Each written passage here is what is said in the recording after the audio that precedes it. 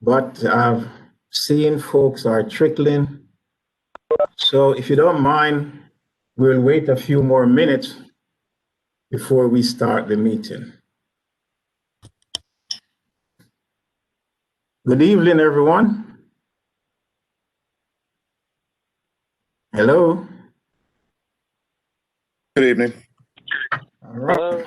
Now I know that someone else is out there. It's now 5 minutes after 6, and we will start the meeting. So let me say again, good evening to all those who are online. We truly appreciate you taking the time out to come to this meeting. We also want to thank you for being there. This is our 7th CAG meeting.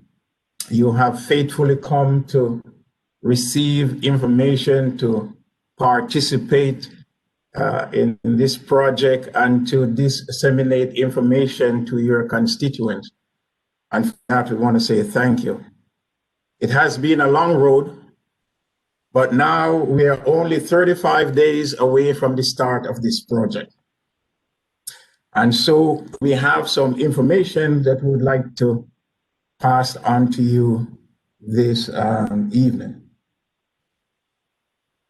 For this meeting, we'd like to talk to you about the project schedule, the sequence to implementation. This project will be done in many phases, but we will talk specifically about the first phase of construction. Also, what to expect during this period of construction. The incident management, in other words, what steps we have taken to ensure in the case of accidents, how that will be managed. Let you know of the different commuting options that you will have, and to just give some other updates and information. You will have the opportunity to ask questions, and hopefully we'll be able to provide you with the answers tonight. If not, we will get back to you. The chat box is there. You can type in your questions. Bill, are we gonna stop and answer those questions, or we want to wait until at the end of the meeting? I think the last time we allow questions during the presentation. I think we can do that. I mean, we know this group pretty well. We've met with everyone, like you said, our 7th time. So I think that's fine. I think, not to jump ahead, but when we get into some of the mains of traffic that's going to occur in February, there might be some questions. And so Neil has a nice aerial view of the project site that might help him answer the questions a little better. So I would agree. I think it might be best if folks have questions, certainly ask us during the presentation, or if they'd like, at the end, we can take all the questions and answer them at the end of the presentation, which is probably going to be about 20, 25 minutes. So it shouldn't take us too long to get through this. Okay. And seeing that we have Bill online, we're gonna take over. Bill, it's your time. All right, thanks, Percy. Well, good evening, everyone. I certainly appreciate you taking the time to join us again tonight for our 7th CAG meeting. For those of you that don't know me, I'm Bill Geschrei. I'm the design team project manager. And as Percy had said, we're just about ready to start. We actually have a tote board in our construction office that's counting down the days until we start construction. So everyone at Delot's very excited. A lot of thought and effort's gone into the project, and we're very confident of success. And again, we certainly appreciate the opportunity to speak with you again tonight. Hopefully you get some good information tonight that you can pass on to your constituents. And without further ado, let's talk a little bit about the near term. When we've talked to you in the past, we've talked about, in 2 years, 1 year, we're going to be doing this. We're talking days and weeks right now. So what we're going to talk to you tonight is about some activities that are going to occur within the next month or so. I did want to touch base, though, just to remind you about some of the ongoing contracts. I'm sure a lot of you are aware about the 2nd Street work. That ramp just opened. Now, this is the ramp from 2nd Street to I-95 southbound. That was opened on time on Thursday the 31st, New Year's Eve, and that is going to remain open through all construction. So you always have that access point to leave downtown to get onto I-95 southbound. So that new ramp from 2nd Street is open. So Delaw's been very happy that that got done and got built on time. There's some other work that's still ongoing, and this is preparatory work. We kind of call it work to kind of hit the ground running when March rolls along, we start construction. You've probably driven down I-95 and seen some barriers up, and there's some work that's been ongoing. We're strengthening shoulders and doing some other miscellaneous repairs. But all this is to get ready for the big date, March 1st. So those are the ongoing advanced contracts, and they haven't really had any major impacts to traffic.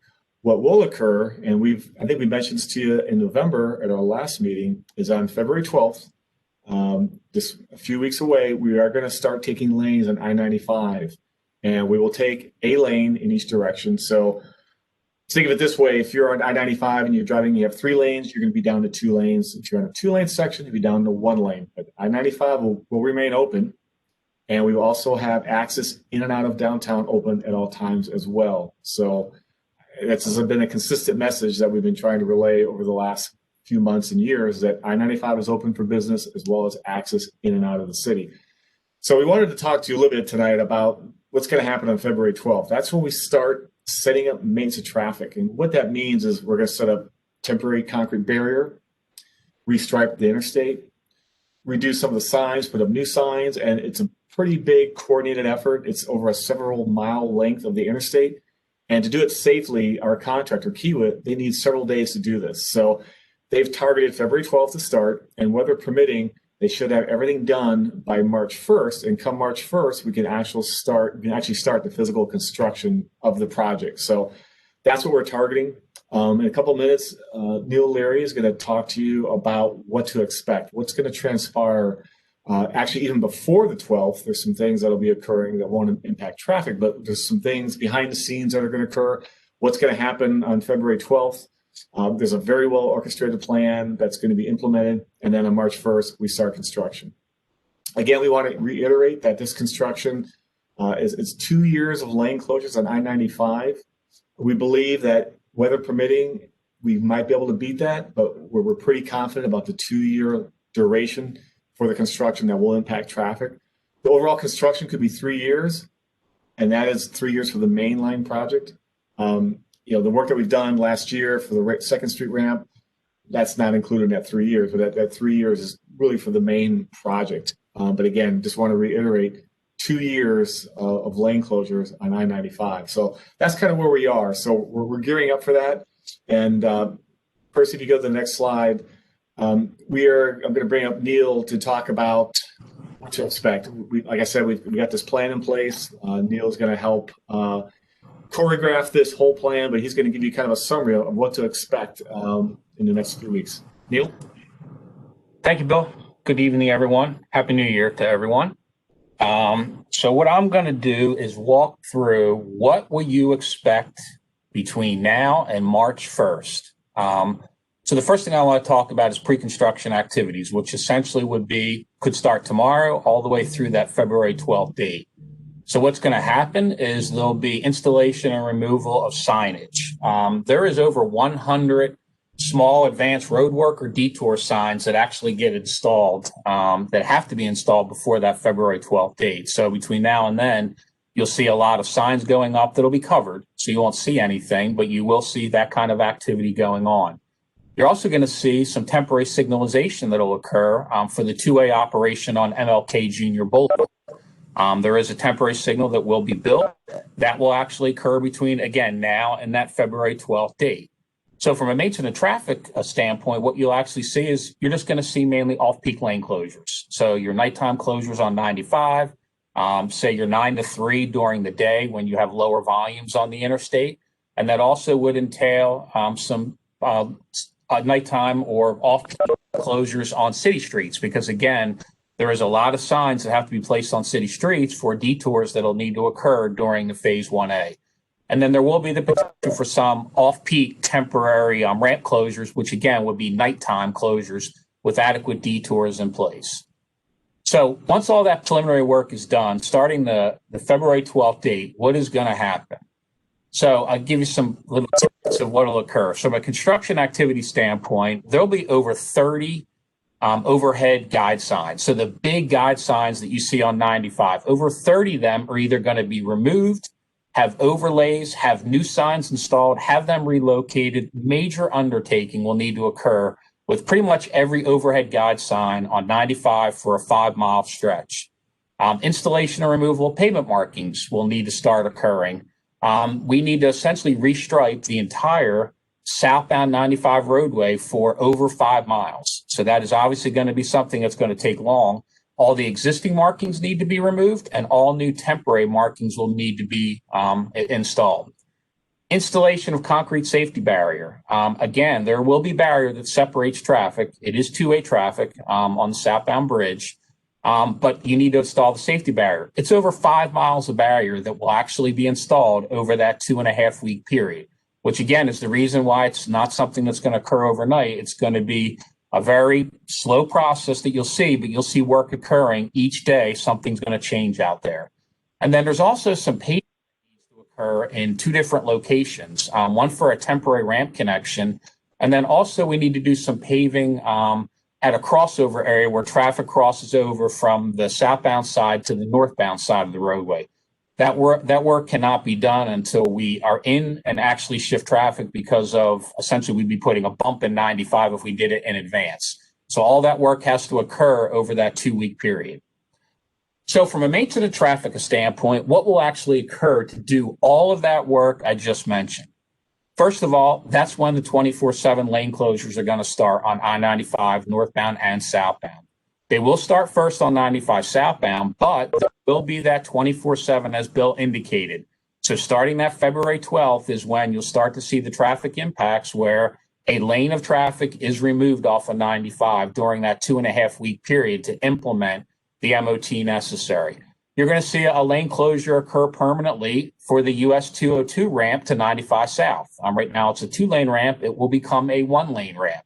And then there'll be closures that need to occur on MLK Jr. Boulevard in anticipation of, again, the Phase 1A construction. Other things that are going to need to occur is there'll be off-peak full closures of 95 potentially, middle of the night, potentially weekend, in order to facilitate work. Again, all proper detours, notifications will be made, but there is the potential that that could occur during that 2-week period. 24/7 ramp closures will be occurring. In Phase 1A, there are multiple ramps that I will walk through that are closed during Phase 1A construction. So they're not all going to close at once, but there will be, over that 2.5-week period, certain ramps are going to close that will remain closed during the duration of that phase of construction. There'll also be some off-peak ramp closures that will need to occur to facilitate some of the work. And then rolling roadblocks, which I'll give you an example of what they are. They're essentially, see the picture in the bottom right, there'll be slow traffic drags that are done by police officers, law enforcement, that slow traffic down in order for construction to occur downstream. And I'll show you a typical on the next slide. And then there will be off-peak lane closures, as I mentioned, on city streets, on many roadways, including Jackson and Adam. The rolling roadblocks, you can see here, this is a typical application on what involves. That is law enforcement officers controlling all lanes of 95. So you actually have live traffic behind them. That is done to slow traffic such that work can be done in front of where traffic is being slowly dragged or slowed down to something to 5 to 10 miles an hour. I'm trying to minimize the stop period, but allows work to be done that you can't do without being over live traffic. So potentially sign work that I mentioned, where you're over live traffic. This way you can do the work without actually having to do full closures. Go ahead, Percy. So this is an aerial. This is 95 in the middle, and Percy's going to use his pointer to help me walk through some of this. But to get everyone's bearings, you can look to the far left. You can see the Frawley Stadium off of 95. You can see the ball field, which Percy gets his pointer. There he is. Percy's got the pointer. So that's the far left. Obviously, the construction begins all the way back at the 295 interchange to the south, which is off of this aerial. and it'll continue off of the aerial to the right to just south of the 202 interchange. But this is the bulk of the work is in the center part of the city. So to get everyone's bearing, you can see Frawley Stadium, and then you can see the Brandywine River Bridge at the north end where Percy's Pointer is. That's where the work's going to occur. So during phase 1A, I'm going to kind of quickly walk through, and Percy's going to use his pointer of what you'll actually see. So what will happen is northbound traffic at the south end by 295 will actually cross over to the southbound side of the roadway. So all of northbound 95 is going to be closed essentially from the 295 interchange all the way to just south of 202, and you'll have two-way traffic on 95 southbound, one less lane than what you have today. So from a ramp closure perspective, the first ramp we come to is exit 6 northbound, which is the off-ramp to MLK Junior Boulevard. That will be closed during phase 1A. So that will be the first ramp that is closed. As we continue into the center of the city, you have what I call the wishbone ramps, which is the ramps from MLK to 95 northbound and southbound. The current ramp from MLK to 95 southbound, there you go, Percy, that one, that is actually going to be converted to a northbound 95 off-ramp. So that is now going to become the new exit 6. So you'll actually have two-way traffic on MLK Junior Boulevard for a short stretch before it crosses over. The ramp from MLK Junior Boulevard to 95 North will be closed during phase 1A. As we continue working our way north on 95, we approach exit 7, which is the, right there, Percy, which is the ramp from 95 North to Delaware Avenue. That is also going to be closed during phase 1A. As we continue north, we approach the ramp from Adams Street at 10th to 95 North, the on-ramp. That is going to be closed during phase 1A.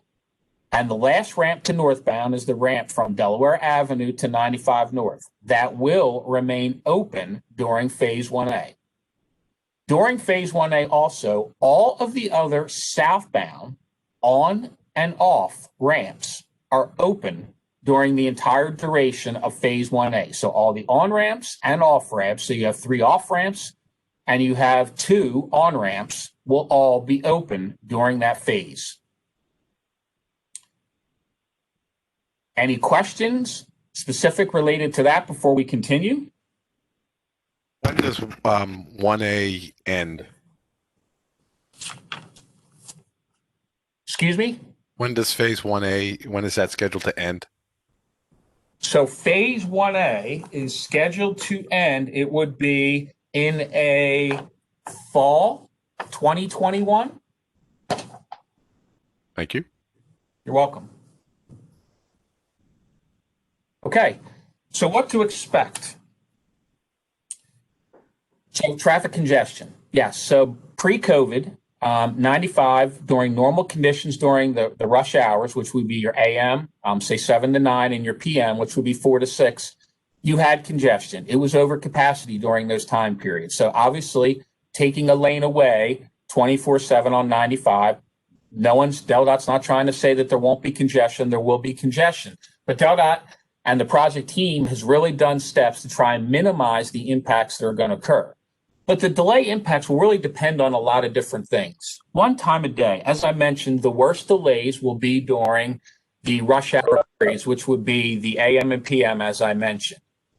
Weather is going to have, obviously, the potential for significant impacts, specifically because with traffic in a cattle chute, there is that potential. So right now, volumes are down, like they are down everywhere on due to COVID. Right now on 95, daily volumes are down between about 25% on average from a daily perspective. So they are down from what they were pre-COVID, which obviously is not a surprise to anyone. But when we looked at the pre-COVID numbers and the amount of traffic that would either have to take diversion routes, change their actual driver behavior, and that could be using carpool, it could be using transit, it could be work from home. In order for the diversion to essentially have about a 20-minute increase in normal delay, again, pre-COVID, we would need about that 25% reduction of traffic on 95. They could use alternate routes, which obviously there are alternate routes like 495. You have 141, you have 13 business and 13, just to name a few of some of the alternate routes that potentially vehicles could use. But again, they could do other things like transit carpool or work from home. Incidents, and I'm going to get into this after that. We have, DelDOT has done a robust campaign working with fire EMS folks in the area on how to deal with incidents, because it's going to be much difficult for them to respond to incidents when we are in that cattle chute operation where you have barrier with limited offset and you only have one lane in each direction. So again, to be proactive, we've been meeting with those folks, and I'll walk through some of the steps that have been done to date. I mentioned the diversion rate. Again, we need about that 25%. And I think the thing that's most important that the department has done to really try and minimize impacts is there's been a significant amount of effort put into putting out devices to monitor traffic during construction. So the DelDOT is going to be able to give drivers real-time information on either overhead DMS signs, or there will be portable variable message signs, which I'm sure everyone's aware what they are, that is actually going to give real-time information. I'll give you a good example. As a motorist, if you are coming from the canal and you're heading up north on SR1, there's an overhead sign prior to the split at SR1 and 13 that could be used, that will be used to actually give travel time information. It's going to give the driver the travel time to get into the city of Wilmington using SR1 to 95 to say get to MLK versus the travel time to use 13 to get to MLK. That way, with the real-time travel time for both alternate routes, motorists can then decide which route they want to do. Therefore, it's to disperse the traffic to those alternate routes, minimizing some of the impacts that will occur. The other thing the department has done, which I know you've heard me say multiple meetings, is the department has taken over 200 traffic signals within the city of Wilmington. With the real-time monitoring devices in the city, the department is able to monitor the traffic flows on cities and real-time change signal timing to deal with congestion. Before the department took it over, the city actually had to drive out to each individual traffic signal to manually change the timing at the control cabinet.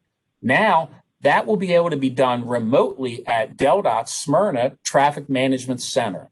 Therefore, you don't have to have someone drive out, and it can be done real time to deal with traffic impacts. That's going to be a game changer with dealing with traffic in the city. Go ahead, Percy. So, as I mentioned, EMS coordination. There has been lots of meetings that we have met with multiple agencies from EMS, and we've walked them through the construction phasing so they have an idea on what to expect and what will be in place and how that would potentially impact their way to respond to an incident. We've actually had small breakout meetings with individual groups. That would be fire, EMS, police, and actual air response units on what to do during construction and how to respond to an incident. We've actually established tabletop exercises, again, with all the fire EMS folks, and that's not just the city, it's also county representation, because again, it's going to be a collaborative effort on how they're going to respond to incidents. And what we have actually done is we are developing and have developed already and provided to fire EMS folks what we call playbooks, which essentially is incident response by phase of construction by area within the 5-mile limits. And what that's going to give is real information that they can have, and Percy's going to show it after I get done here, an example. We're going to give them routing on how to respond to an incident, how to communicate, and then what are the roles and responsibilities of the various EMS responding agencies. So right here is a sample plan. For phase 1A alone, we have developed 17 of these that fire EMS folks will actually have, and these are incident response plans by area. So this is an example of one that is for northbound, but it's an incident that would occur between 495 split and the MLK off-ramp. So within those limits, this is the plan that they will use for a crash on northbound 95. As I mentioned, We have 17 of these we have developed for northbound and southbound for the entire geographic 5-mile limits on how to respond to an incident. That's going to be really significantly and reduce the amount of congestion that's going to occur, because you'll get faster response time to incidents, get incidents clear, and get traffic rolling normally. So again, that's something that we've done a significant outreach effort. This is going to continue all the way through the various phases of construction.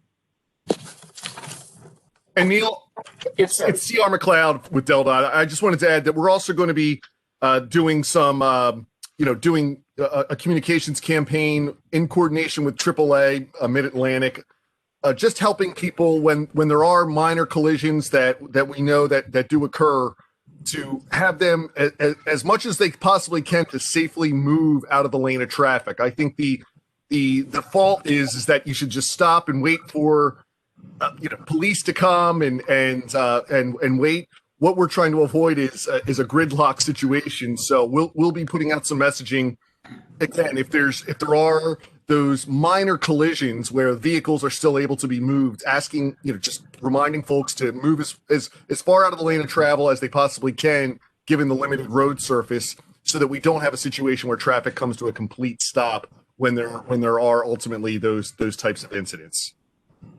Good point. Thank you, CR. Okay, any other questions before Bill continues?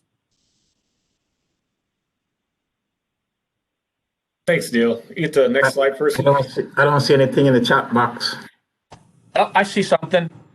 Have the tow companies been advised as well? Yes, there is coordination that is occurring with tow companies, and DelDOT is actively been working to ensure that there'll be coverage for vehicles to having tow vehicles or DelDOT's own incident response vehicles to be essentially there to respond to incidents quickly. So yes, to answer your question, we have been coordinating with those agencies also.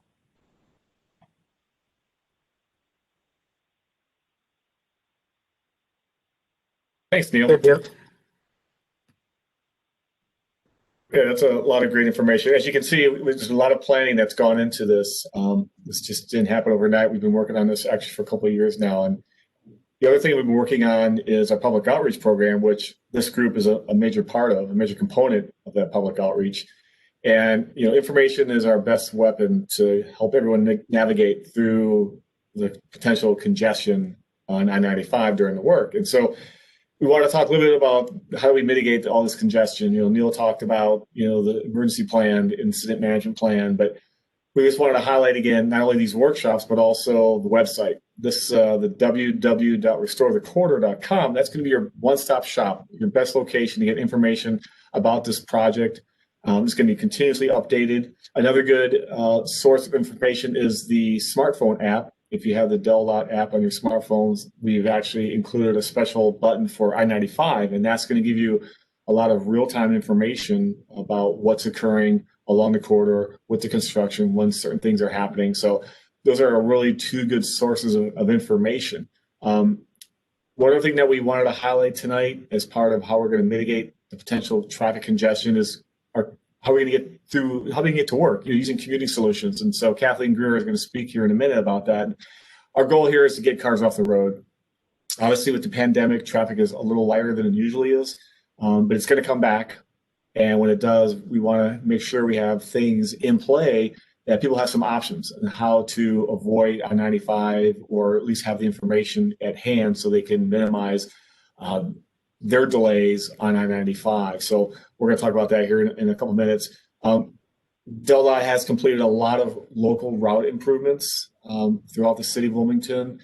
One, to ensure the roads are in good condition because of the increased traffic. They've also included some geometric improvements to help traffic move through the city a little easier, as well as Neil mentioned, the city signal timing. Over 200 signal timings are now managed by DelDOT to be able to accommodate the heavier traffic burn during construction in downtown, and hopefully will help allow traffic to maneuver and navigate through the city a little bit more efficiently, and hopefully will lessen the burden of the whole project. So that's what we're doing. Public workshops, again, this is like a key for us. This won't be the last one. As Percy had said at the beginning, we're going to be meeting continuously throughout construction. So Before we wrap up, Kathleen is going to join us now, and she's going to talk to you about our commuting solutions. Kathleen? Oh, thanks, Bill. Like Bill said, I am going to walk you through some of the commuting solutions and give you an update with that. Also, what services are available. And I'm going to begin with the transit side. So starting with in February, DART buses will be impacted, obviously, by the Restore the Corridor project. And so we wanted to, they're coordinating their planned service change that goes into effect February 14th to help with mitigating the traffic impacts. Some of the changes that are going to take place with the buses will be, they're going to be rerouted away from I-95 in and out of Wilmington. So the buses will enter Wilmington via I-495 and the US 13. There will be routing combinations made, such as there's one, you know, the Route 10 and 13 are going to be combined, and it's going to be the new Route 10. There's going to be 3 discontinued routes. There's going to be 7 routes that have reduction in services. And then there's going to be 7 routes that actually have service extensions. So one example of that service extension would be on the Route 64. It's going to go to Christiana Mall. It's going to go to Route 7, and now it's going to have weekend service. So one additional thing, they're going to add a bus lane on portions of northbound US 13. And all the service change information is going to be available on the DART First State website. And I see you went to the next slide, so that's good. Some of the tools that, so DART really does have some great, easy to use tools for riders. And so these tools can be accessed by downloading the DART app or through their DART First State website. The tools can help with bus trip planning, maps of the bus routes and the stops, bus information in real time, and they have a touchless payment option that can be made using the DART Pass. So you can download that DART Pass and use that on the bus and never have to worry about getting money out and things like that. DART has rolled out the free Wi-Fi on all the buses, so that's a nice feature. You can actually, if individuals wanted to get some work done ahead of time or listen to music, whatever, you know, on their way in and from work. And then too, the other thing that's nice is DART has, it's on this slide, all of the social media outlets that you can go and follow DART, and all the information is available. One other transit option is the SEPTA train. So SEPTA will be restoring service January 24th, and that service serves Claymont, Wilmington, Fairplay at Churchman's Crossing in Newark. And during the AM peak times, there's going to be 4 northbound trains from Newark, and there's going to be 3 southbound trains starting in Newton. And then during the PM peak times, there's going to be 4 northbound and 4 southbound trains. And then also SEPTA is adding a 9:16 p.m. train from Wilmington to Philadelphia. And again, you know, the fastest option for commuters is actually using the train. So we're encouraging that. And then any SEPTA information, I just encourage you to, you know, go and address those questions right to SEPTA directly. Their phone number's here and their website is there. And we can go to the next slide. And so one of the other things, so under commuting solutions, you know, you've heard of Rideshare Delaware. I'm not going to go through all of the things that Rideshare, I think we've had that during some of the other CAG meetings. So I just wanted to let you know that, you know, Rideshare, we have a team available to assist employers in navigating the Restore the Corridor information throughout the full project. With our direct outreach approach, we can utilize commute solution resources to assist with your internal employee communications. We can customize communication tools. We can help you with commuting options, commute planning sessions, and even do some try-it days with your employees. And we can do those virtually when your employees are still working from home, or we can do an on-site try-it day as well when they start to return back into the physical building. The outreach staff, we're ready, you know, to work with the employers to ensure that all employees understand how the project will impact their commute. And we'll work to build, you know, employee commute plans so we can alleviate the stress while they're commuting and have employees arrive ready to work. And one of the things, I did put my direct contact information on the slide, so you can reach out to me directly, email or give me a phone call. And I'll make sure that we have one of our team members follow up and be able to work with you and provide all the solutions needed to assist with, the commuting to and from Wilmington during that whole 21 to 23 project period. So again, any questions, you can actually, my number, but too, like Bill had mentioned, the Restore the Corridor website is a kind of a one-stop shop. So when you go in there, if you do need to ask a question or contact, you can do that right through the website too. And that's it for me. Great. Thanks, Kathleen. Sure. Yeah, we just want a quick wrap up here. Just a couple of quick points. Again, Kathleen mentioned it. I'll mention it again. Go to the website, the Restore the Corridor. We encourage you to sign up for email and text alerts. That way you can get real up-to-date information about what's happening with the project. Next slide, Percy. You awake, Percy? Next slide. I guess. Okay, sorry, Bill. I was on mute. That's okay. Before you go, here's a question which I'm not certain who to direct it to, but somebody will be able to answer it. It said drawbridge is raised during peak times. Who controls traffic, bridge openings, and have restrictions been considered to account for this? I don't know if Jason Hastings is still on the line. If you heard that question, he might be able to answer that. I know I don't have all the facts for that. Yeah, if we're not able to answer this question, we will certainly get back to you. Yeah, this is Jason. I'm on. So that we're kind of under the jurisdiction of the Coast Guard, and so while we can work with them as best as we can, they kind of control what we're allowed to do. In fact, it's actually written into the Code of Federal Regulations what kind of response time we must have with our drawbridges. So we don't have a lot of flexibility there.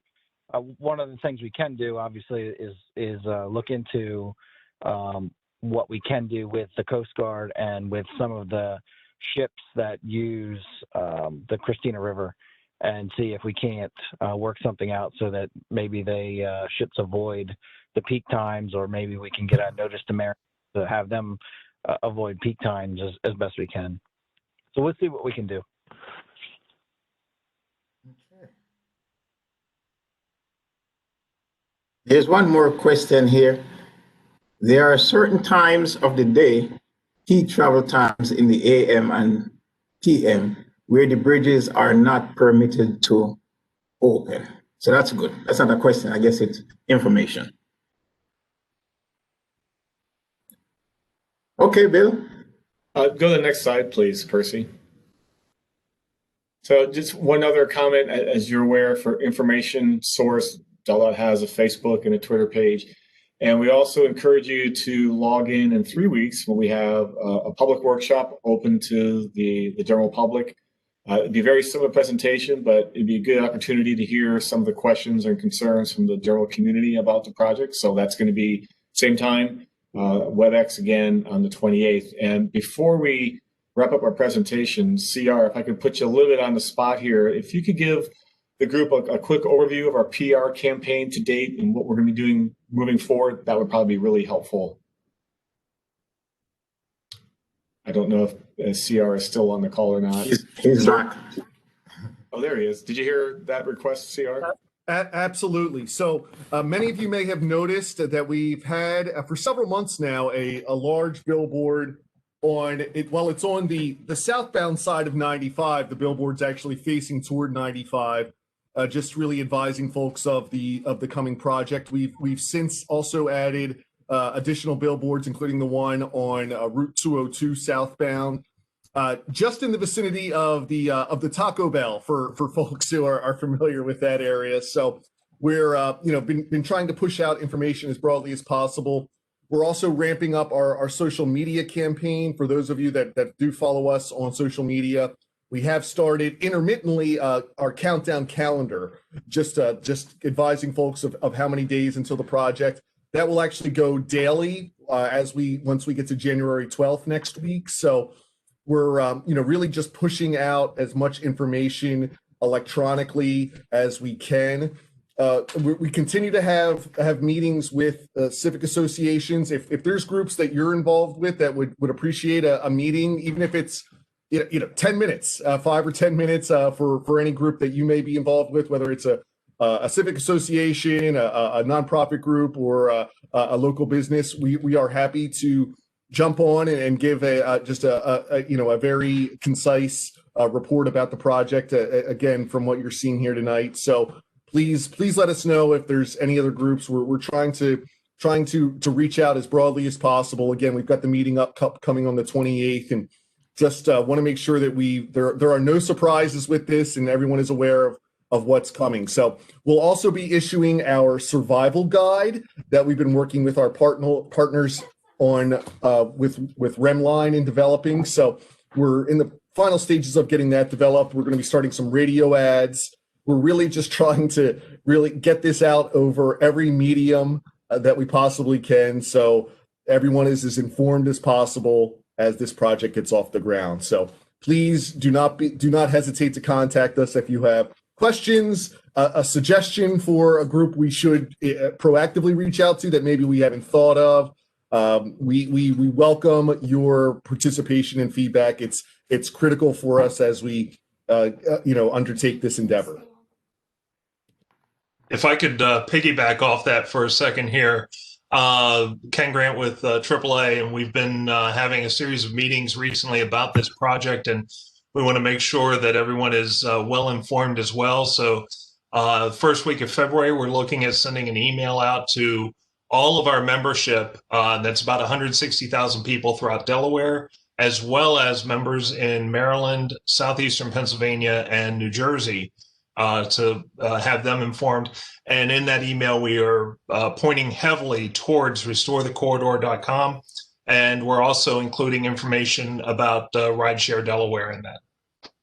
And thank you, Ken. AAA has been a fantastic partner on not only on this project, but on all initiatives that DelDOT's doing. So we're just so grateful for your support. And really the message that Ken and I actually just spoke maybe about an hour ago, as we are continuing to coordinate on this project about it outside of Delaware. Again, as Neil has mentioned in previous meetings, while 95 is a predominantly local road for us Delawareans, we do still see some traffic that, people just see 95 and they're just following that sign. And we really want the message to be, if your destination isn't Wilmington, drive 495. So we're continuing to push that message. We don't want any extra traffic using 95 if they're absolutely not having to. So again, thank you so much, Ken, and we look forward to continuing to work through the various phases of this project and getting information out to all of our key stakeholders. Happy to help any way we can. Always glad to partner with you.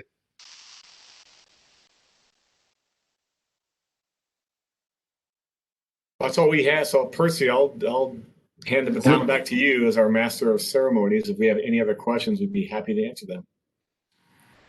Yes. Any questions?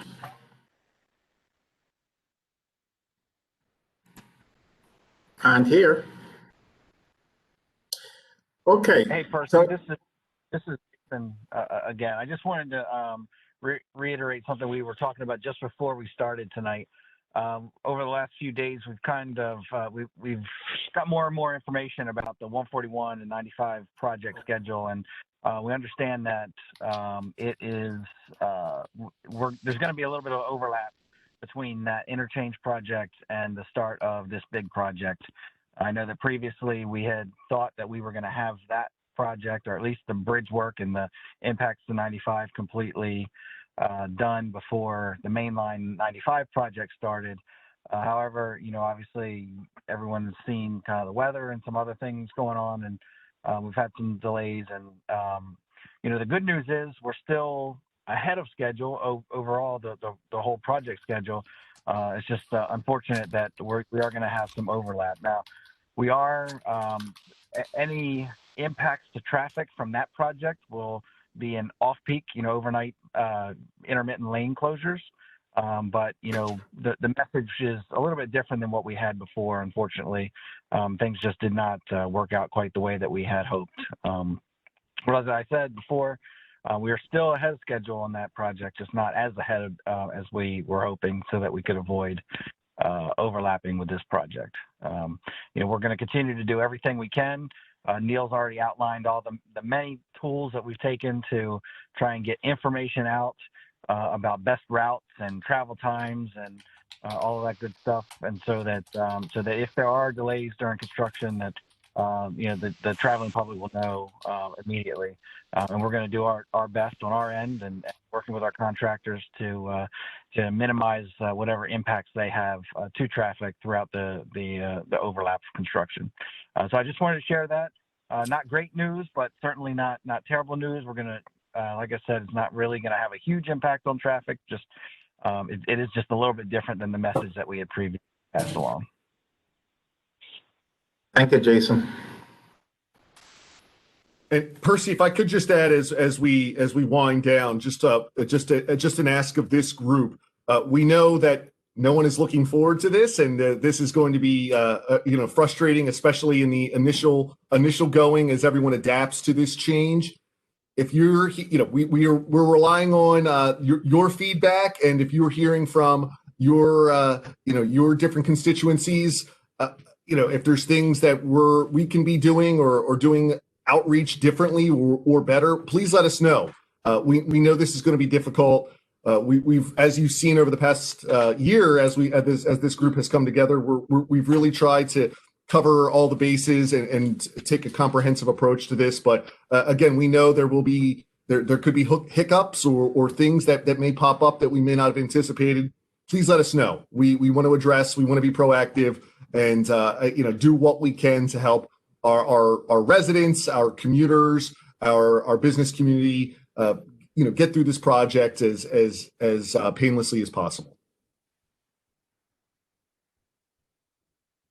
Okay, CR, and also would like to remind you to when you are speaking to your constituencies, just remind them that Wilmington will be open.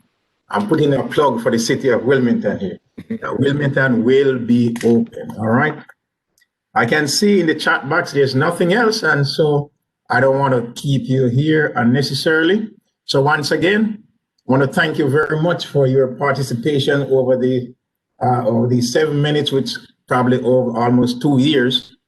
We're not finished, so please continue to do what you have been doing, and we'll hope to see you on the 28th, some of you, if not all of you, on the public meeting. And then as sometime before the second phase, we know that we will be meeting with you again so that you will have that information to disseminate that among your constituencies, all right? So that's it. Thank you very much, and good night, everyone. Good night, everybody. Thank you.